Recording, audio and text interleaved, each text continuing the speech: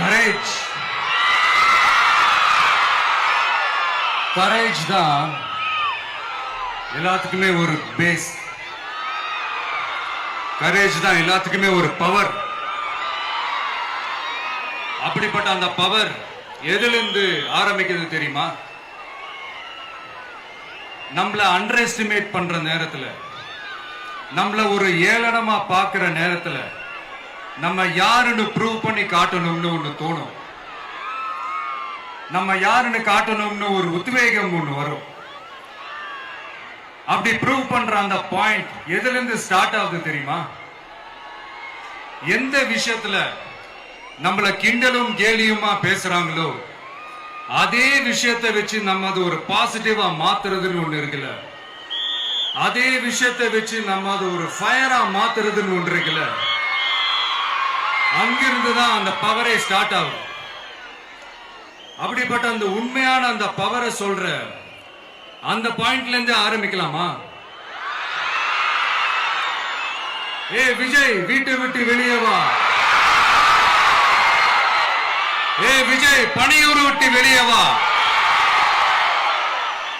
அப்படின்னு சொல்றவங்களுக்கு என் வீடு எதுன்னு தெரியுமா?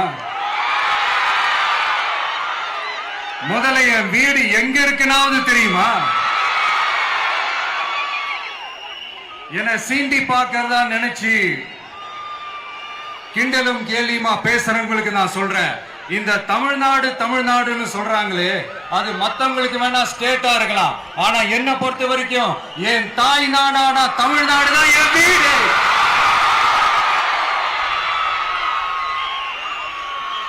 என் வீட்டுல மொத்தம் எத்தனை பேர் இருக்காங்க தெரியுமா? 8 கோடி பேர் இருக்காங்க. ஒட்டுமொத்த தமிழ்நாட்டு மக்களும் என் வீட்டு மக்கள், என் குடும்பம், என் உறவு, என் சொந்தம். எனக்கு எல்லாமும் கொடுத்த இந்த 8 கோடி சொந்தங்களுக்கு இனிமே எல்லாமுமா கூட நிக்க போறது இந்த விஜய் மட்டும்தான். தமிழ்நாட்டோட முதல் படை வீரனா, தமிழ்நாட்டோட முதல் பாதுகாவலனா அவங்க கூடவே நிக்கணும்ன்றதுதான் என்னுடைய குறிக்கோள். இன்னைக்கு இந்த விஜய், உங்க விஜய் உங்ககிட்ட ஓட்டு கேட்டு மட்டுமே வரல, உங்ககிட்ட நீதி கேட்டும் வந்திருக்கிற. ஆக்சுவலா உங்களுக்காக நீதி கேட்கறதுக்காக தான் நான் அரசியலுக்கே வந்தேன். ஆனா இன்னைக்கு நான் உங்ககிட்ட நீதி கேட்கறதுக்காக வந்திருக்கிறேன். இந்த விஜய் என்னங்க தப்பு பண்ணா? தன்னை நேசிச்ச தன்னுடைய மக்களுக்காக அரசியலுக்கு வந்தா அது ஒரு தப்பா?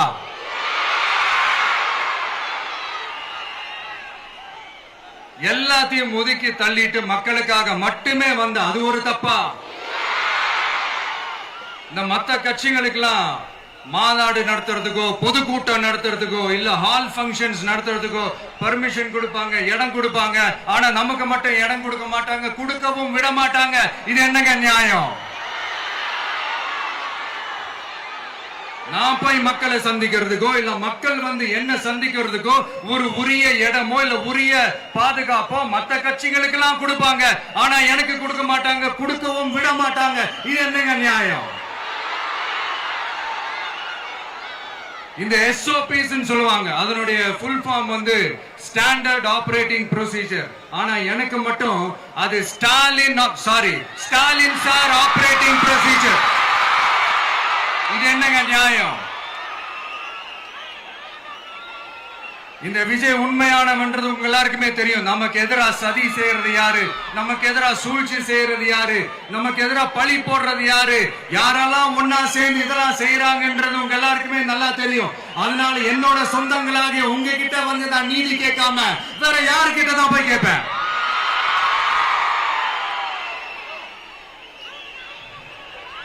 செல்ஃபே எடுக்காத ஒரு கூட்டணி கணக்கு, செல்ஃபே எடுக்காத ஒரு அறத பழைய அரித்மேட்டிக் கணக்கு, இதெல்லாம் வேலைக்கே ஆகாது. ஆணித்தரமா அடிச்சு சொல்றேன். அப்புறம் இந்த காசு கொடுத்து ஓட்டு வாங்கிடலாம்னு கனவு காண்றாங்கல்ல, அதுவும் இந்த விஜய் வந்ததுக்கு அப்புறம் நடக்கவே நடக்காது. வண்டி வண்டியா கொண்டாந்து கூட்டுவாங்க. 1000, 2000, 3000, 4000, 5000. சாமி மேல சத்தியெல்லாம் வாங்குவாங்க. அப்படிதான் இத்தனை வருஷமா உங்களை ஏமாத்தி இருக்கிறாங்க. வாங்கிக்கங்க, சந்தோஷமா வாங்கிக்கங்க. எல்லாம் உங்க பணம் தான். வாங்கிக்கிட்டு அவங்க காதிலே விசில முதி அனுப்புங்க. எப்படி? அவங்க செவிலே விசில முதி அனுப்புங்க.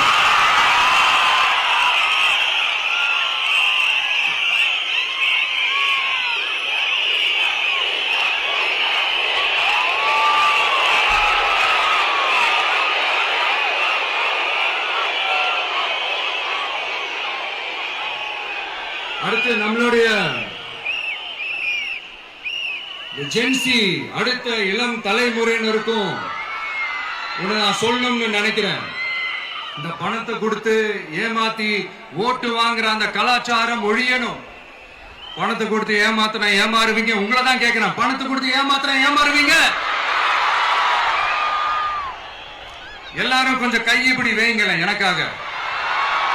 நான் சொல்றதை கொஞ்சம் ரிப்பீட் பண்ணுங்க. எங்க ஓட்டு எங்க உரிமை.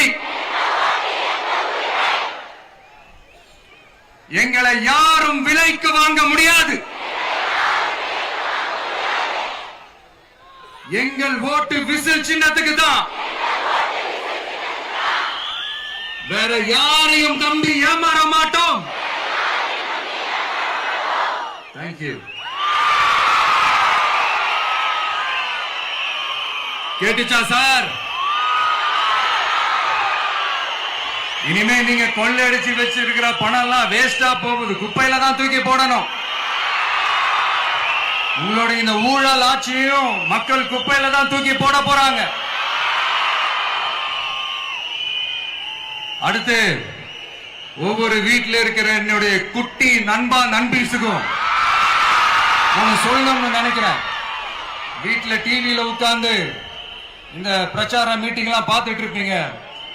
உங்களையும் உங்களுடைய ஃபியூச்சரையும் மைண்ட்ல வச்சுக்கிட்டு தான் நாம அரசியலுக்கே வந்திருக்கிறோம். அதனால எனக்காக நீங்க ஒண்ணு செய்யணும். தொடர்ந்து செஞ்சுக்கிட்டு தான் இருக்கிறீங்க. நான் நிறைய கியூட்டான வீடியோஸ்லாம் நான் பாக்குறேன். லைக் உங்க அம்மா அப்பா கிட்ட மைக்க நீட்டி யாருக்கு ஓட்டு போடுவீங்கன்னு கேட்டா பின்னாடி இருந்த அந்த பையன், அம்மா விஜய்னு சொல்லுமா, அப்பா விஜய்னு சொல்லுப்பா அப்படின்னு நிறைய அந்த கியூட்டான வீடியோஸ் எல்லாம் பாக்குறேன். அதை தொடர்ந்து தயவு செஞ்சு அதை தொடர்ந்து கண்டினியூ பண்ணுங்க. உங்க வீட்டுல இருக்கிற உங்களுடைய அப்பா அம்மா தாத்தா பாட்டி பெரியப்பா பெரியப்பா சித்தி சித்தப்பா அத்தை மாமா ஓட்டு போடுற வயசுல இருக்கிற அண்ணன் அக்கா எல்லாரையும் விசில் சின்னத்துக்கு ஓட்டு போட சொல்லுங்க. விசில் சின்னத்துக்கு ஓட்டு போட வைங்க.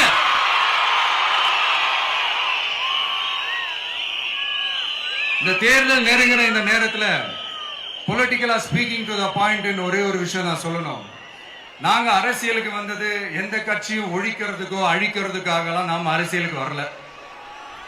யார் மேலேயும் தனிப்பட்ட ஒரு வன்மமோ இல்ல தனிப்பட்ட கோபமோ அப்படிலாம் யார் மேலேயும் கிடையாது.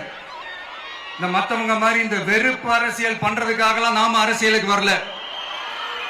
அரசியல் ரீதியா நம்மளுடைய எதிரிகள் யாருன்னு டிக்ளேர் பண்ணிட்டு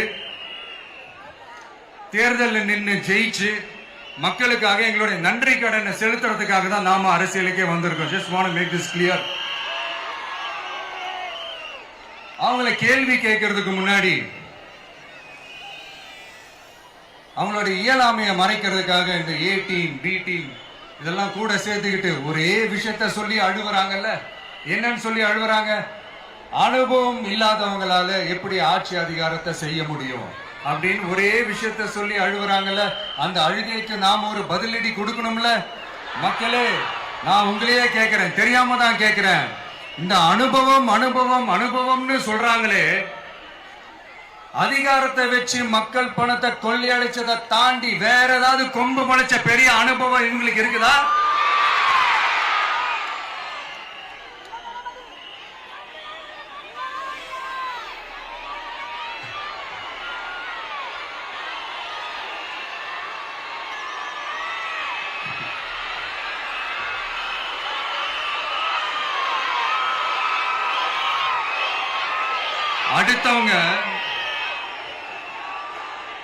அடுத்தவங்க ஆரம்பிச்ச அரசியல் கட்சியில, அடுத்தவங்களுடைய அட்ரஸ்ல அரசியல்வாதிகளா இருந்துட்டு இருக்கிற இவங்க எல்லாருக்கும் ஒரு சவால்.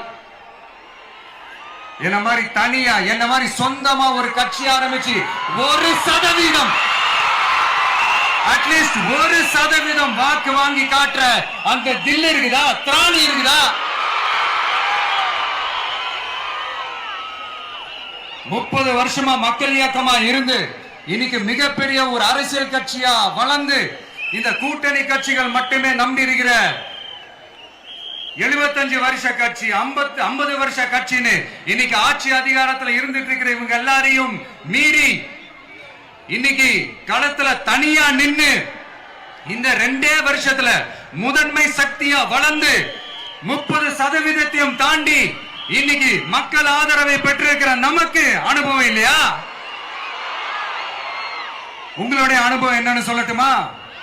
கட்சி ஆரம்பிச்ச அண்ணாவை மறந்தது, கட்சி ஆரம்பிச்ச எம்ஜிஆர் அவர்களை மறந்தது, கட்சியை வளர்த்த ஜெயலலிதா மேடம் அவங்களை மறந்தது.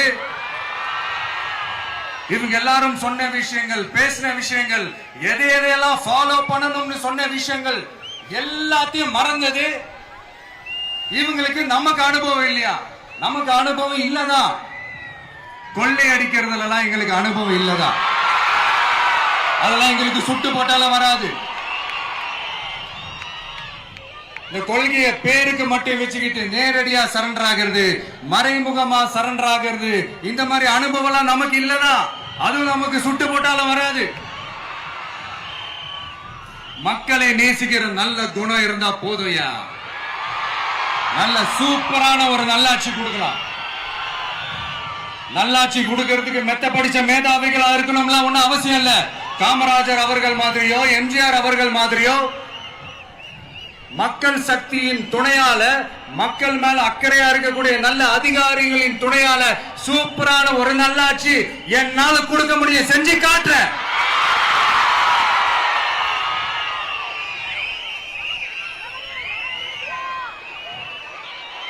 நாலரை வருஷம் ஆச்சு, 4.25 வருஷத்துக்கு மேல ஆகுது. இப்போ ஒவ்வொரு வீட்டு கதவையா தட்டி உங்கள் கனவுகளை சொல்லுங்கள், உங்கள் கனவுகளை சொல்லுங்கள், நாங்கள் அதை நிறைவேற்றி காட்டுறோம். இல்ல, ஸ்டாலின் சாருக்கு மக்கள் சார்பா ஒரு கேள்வி. மக்களுடைய கனவு என்னன்னு உங்களுக்கு தெரியுமா சார்? அது சரி, அவங்க என்ன நினைக்கிறாங்கன்னு உங்களுக்கு தெரியாது, அதுக்கப்புறம் எப்படி அவங்க கனவுகளை பத்தி உங்களுக்கு தெரியும். மக்களோட கனவு என்னன்னு நான் சொல்லட்டுமா சார்? 2019, 2021, 2024 இந்த 3 தேர்தலையும் மக்கள் உங்களுக்கு வாக்களிச்சதுக்கு காரணம் நீங்க மக்களுக்கு ஏதாவது நல்லது செய்வீங்கன்னு நம்பிதான். ஆனா நீங்க மக்களுக்கு கொடுத்த பரிசு மக்களுக்கு பாதுகாப்பே இல்லாத மக்கள் விரோத ஆட்சி. அந்த மக்கள் விரோத ஆட்சியை அகற்றிட்டு அந்த இடத்தில் தமிழக வெற்றி கழகத்தை ஆட்சி பீடத்தில் அமைக்கணும் அப்படின்றதுதான் மக்களுடைய ஒரே கனவு. இந்த மக்கள் விரோத திமுக அரசை நிலைக்க கூடாது அப்படின்றதுதான் மக்களுடைய ஒரே கனவு. 100% தூய சக்தி டிவிக்கு ஆட்சி அமைக்கும். அதுல உங்களுடைய கனவுகள், உங்களுடைய ட்ரீம்ஸ் எல்லாமே ஃபுல்ஃபில் ஆகும், நிஜமாகும்.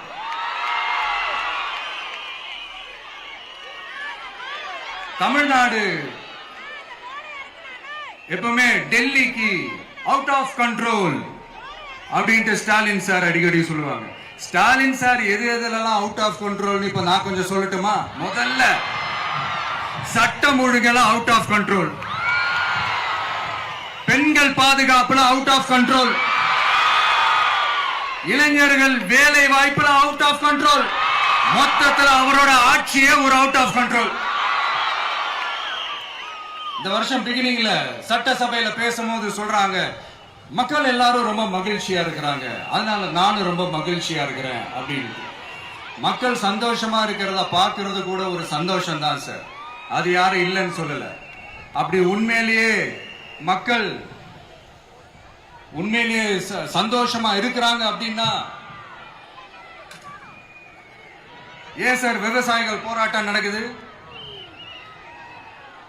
ஏன் சார் மீனவர்கள் போராட்டம் நடக்குது? ஏன் தொழிலாளர்கள் போராட்டம் நடக்குது? தூய்மை பணியாளர்கள் போராட்டம் ஏன் நடக்குது? அங்கன்வாடி ஊழியர்கள் போராட்டம், செவிலியர்கள் போராட்டம், மருத்துவர்கள் போராட்டம், மாற்றுத்திறனாளிகள் போராட்டம், அரசு ஊழியர்கள் போராட்டம், ஆசிரியர்கள் போராட்டம், இடைநிலை ஆசிரியர்கள் போராட்டம், பகுதி நேர ஆசிரியர்கள் போராட்டம். இதெல்லாம் உங்க ஆட்சியில மக்கள் மகிழ்ச்சியா இருக்காங்கன்றதுக்காக நடக்கிற போராட்டமா சார்? எனக்கு தெரிஞ்சு மக்கள் சந்தோஷமா இருக்கிறாங்கன்னா பொங்கல் வச்சு கொண்டாடுவாங்கன்னு கேள்விப்பட்டிருக்கேன். உங்க ஆட்சியில தான் போராட்டம் நடத்தி அவங்களுடைய மகிழ்ச்சியை வெளிப்படுத்துறாங்கன்னு நினைக்கிறேன். இன்னும் தீரவே தீராத பிரச்சனைகள்னா இருக்கிற இடம் பிரச்சனை, பார்க்கிற வேலை பிரச்சனை, பண்ற தொழில் பிரச்சனை, விலைவாசி பிரச்சனை, தண்ணி பிரச்சனை, பஸ் வசதி இல்லைன்ற பிரச்சனை, ரோடு சரியில்லைன்ற பிரச்சனை, ஆஸ்பத்திரி சரியா இல்லைன்ற பிரச்சனை.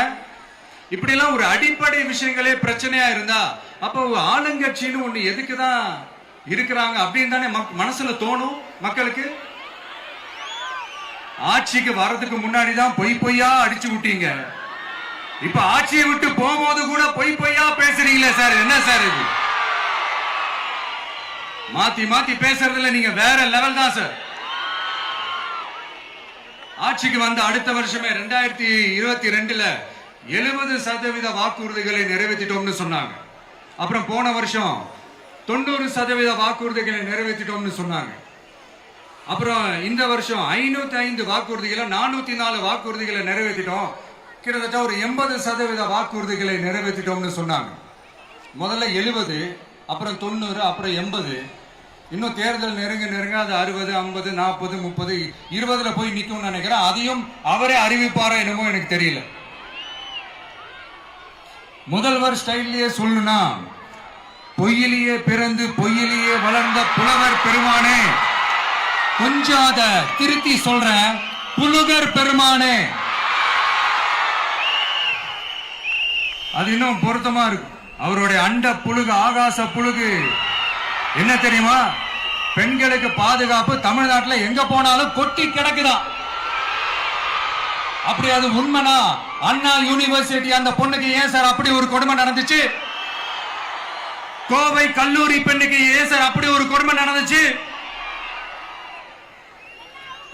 பெண் குழந்தைகள் பாதிக்கப்படுறதா கிட்டத்தட்ட 1000க்கும் மேலான போக்சோ கேசுகள் ஏன் சார் பதிவானுச்சு? போதைப் பொருள் கலாச்சாரம் கண்ட்ரோலே இல்லாம அது பாட்டுக்கு தாறுமாற எங்கேயோ போய்கிட்டு இருக்கு. வயலன்ஸ் எல்லாம் தலைவிரிச்சு ஆடுது. அதுக்கு ஒரு ரீசெண்ட் எக்ஸாம்பிள், அந்த ரயில்வே ஸ்டேஷன்ல அந்த சிறுவர்கள் எல்லாரும் சேர்ந்து செஞ்ச அந்த சம்பவம். சட்டம் ஒழுங்கு சரியா இருந்தா ஏன் சார் இப்படி எல்லாம் நடக்குது? சட்டம் ஒழுங்கு சரியா இருக்கணும்னா முதல்ல தமிழ்நாட்டுக்கு ஒரு டிஜிபி வேணும் சார். எங்க சார் போனார் அவரு? எங்க அவரு? சும்மா இந்த ஆக்டிங் ஆபீசரை வச்சுக்கிட்டு அரசாங்கத்தை நடத்துனீங்கன்னா இப்படிதான் சட்டம் ஒழுங்கு சந்தி சிரிக்கும். முதல்ல தமிழ்நாட்டுக்கு ஒரு டிஜிபியை போடுங்க சார். அதுக்கப்புறமாச்சும் சட்டம் ஒழுங்கு சரியாகுதான்னு பார்ப்போம். சரிப்பா, கேள்வியா கேட்கறிய, நீ வந்தா என்ன செய்வ அதானே கேட்கறீங்க. கரெக்ட், கேட்கணும். மக்களோட அடிப்படை தேவைகளை தீர்க்கிறது தான் நம்மளுடைய ஃபர்ஸ்ட் வேலையே. அதை தீர்க்கிறதுக்கான அந்த தேடி போறது, அதோட சொல்யூஷனை தேடி போறது தான் நம்மளுடைய ஃபர்ஸ்ட் அஜெண்டாவே. கொஞ்சம் வெயிட் பண்ணுங்க, தேர்தல் அறிக்கை ரெடி ஆயிட்டு இருக்கு. தெளிவான ஒரு தேர்தல் அறிக்கையாவது வரும். என்ன நம்புற உங்களை நான் டிசப்பாயிண்ட் பண்ணவே மாட்டேன்.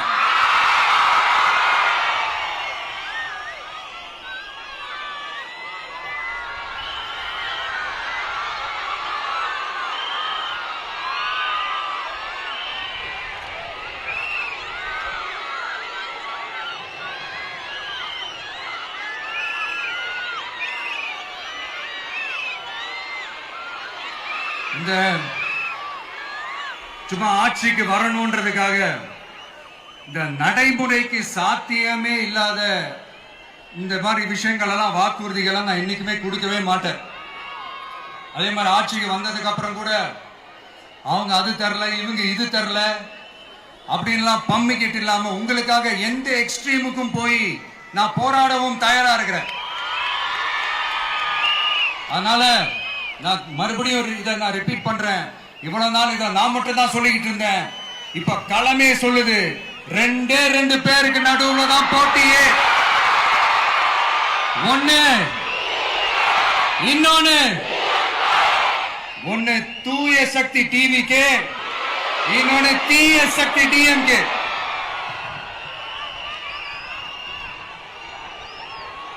இப்ப நம்ம இந்த எலெக்ஷன் விஷயத்துக்கு வருவோம்.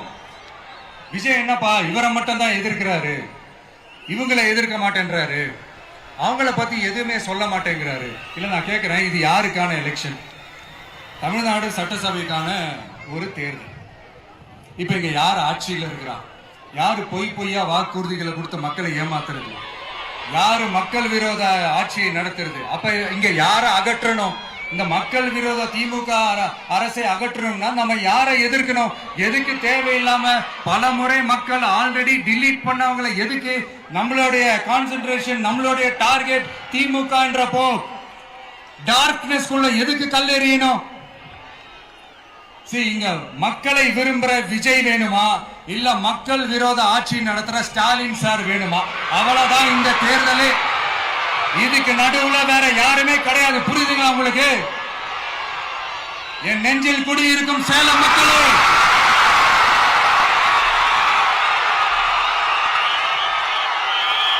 One last simple question, Vijaya நம்புறீங்களா ஸ்டாலின் சார நம்புறீங்களா?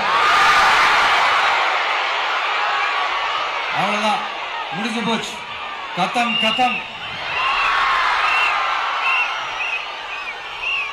போர் முழக்கவங்களை ஒரு நிமிஷம் கூட தூங்க விடாது. இந்த போன லாஸ்ட் வீக் இந்த டிஎன்பிஎஸ்சி இந்த எக்ஸாம்ஸ், இந்த குரூப் 2 எக்ஸாம்ஸ் அதை அனௌன்ஸ் பண்ணிட்டு உடனே அதை கேன்சல் பண்ணிட்டாங்க. இது உலகத்துக்கு எல்லாருக்கும் தெரியும். கேன்சல் பண்ணிட்டு ரொம்ப சிம்பிளா டெக்னாலஜி இதோ சம் ஃபால்ட், டெக்னிக்கல் ஃபால்ட் அப்படின்னு சொல்லி அதை கடந்து போயிட்டாங்க. இத்தனை வருஷமா ராத்திரி பகலமா கஷ்டப்பட்டு படிச்சு எப்படியாவது நமக்கு அந்த வேலை கிடைக்காதான்னு அந்த எக்ஸாம்ஸை ஃபேஸ் பண்ண வந்த நம்மளுடைய தம்பி தங்கைகள் எவ்வளவு ஒரு மன உளைச்சலுக்கு ஆளாயிருப்பாங்க. அது யாராவது யோசிச்சு பாத்தீங்களா? ஒரு எக்ஸாம்ஸ் ஒழுங்கா நடத்த தெரியல, இதுல உலக நாடுகளோட போட்டி போடுறாங்களாம். நம்மளுடைய தம்பி தங்கைகள் நம்ம அம்மா அப்பா கிட்ட சொல்லுங்க, யாரும் தைரியம், எல்லாரும் தைரியமா இருங்க. வரப்போறது உங்க ஆட்சி, நம்ம ஆட்சி.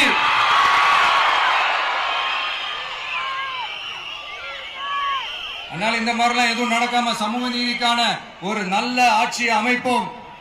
இளைஞர்களின் வேலை வாய்ப்புகளை மனசுல வச்சுக்கிட்டு டிரான்ஸ்பரண்டா அதுக்கான ஒரு தீர்வை காணுவோம். நான் விக்கிரவாண்டி மாநாட்டில் பேசும்போது ஒரு பொலிட்டிக்கல் பாம் ஒன்னு சொன்ன ஞாபகம் இருக்கா? ஆட்சியிலையும் பங்கு, அதிகாரத்திலையும் பங்குன்னு ஒன்னு சொன்னேன். இப்போ அந்த பொலிட்டிக்கல் பாம் எல்லா கூட்டணியிலையும் வெடிச்சுக்கிட்டு இருக்கு, தாறுமாற வெடிச்சுக்கிட்டு இருக்கு. ஸ்டாலின் சார்லாம் பதறாரு. ஆட்சி அதிகாரத்துல பங்கெல்லாம் தமிழ்நாட்டில் ஒத்து வராது அப்படின்னு சொல்றாரு. அவங்கள பொறுத்த வரைக்கும் ஜெயிக்கிறதுக்காக மட்டும்தான் கூட்டணி, மற்ற எல்லாத்துக்குமே அவங்க தனி அணி, அவங்க மட்டுமே ஒரே அணி. வெல்வோம் ஒன்றாக, ஆனா வரும் வெல்த் எல்லாம் பார்ப்போம் தனியாக. அந்த வெல்வோம் ஒன்றாக என்றது இதுதான் அந்த சீக்கிரட்டே. புரிய வேண்டிய உங்களுக்கு நல்லா புரியும் நினைக்கிறேன். உங்களோட நான் இருக்கேன், நம்மளோட நம்ம மக்கள் இருக்காங்க. இதுக்கு மேல என்ன வேணும்? கான்பிடென்டா இருங்க, நல்லதே நடக்கும், வெற்றி நிச்சயம். மீண்டும் சந்திக்கும் வரை நன்றி, வணக்கம்.